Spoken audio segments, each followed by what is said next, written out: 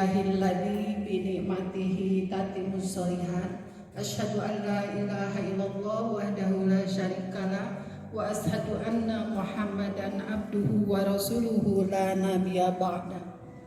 Puji dan syukur kita panjatkan kehadirat Ilahi Robbi yang mana hari ini alhamdulillah berkat karunia Allah kita diberikan kesehatan dan iman. Semoga dengan kedua kenikmatan itu membuat kita patuh tunduk kepada Allah Subhanahu wa taala.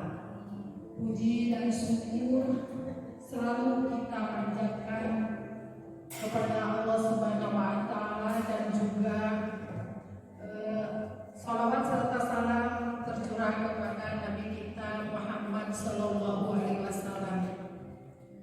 Ibu-ibu, terima kasih atas melepas memantau seluruh luasnya kota Bandung dari utara ke timur dan timur ya, kita di sana sebelah timur, itu utara, selatan ya.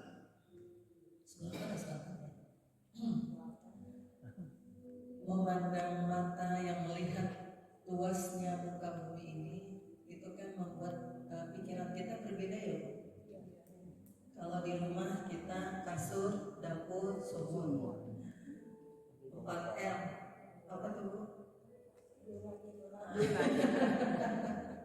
Lu lagi. Kadang-kadang kayak gitu dong.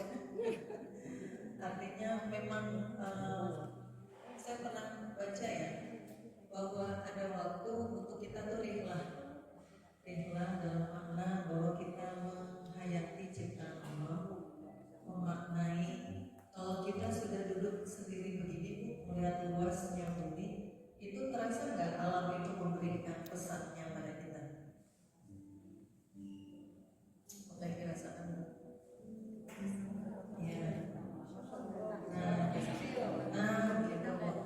Terasa kecilnya kita, terasa lemahnya kita, terasa kita itu nggak ada apa-apanya. Nah, mungkin itu pesan yang harus ditangkap ketika kita refreshing ya, mencari sesuatu, memaknai apa yang kita lihat, apa yang kita dengar, apa yang kita rasakan. Apalagi kalau situasinya malam hari, kayaknya lebih syahdu ya. Ada kopi di depan atau bantai di depan saya sudah.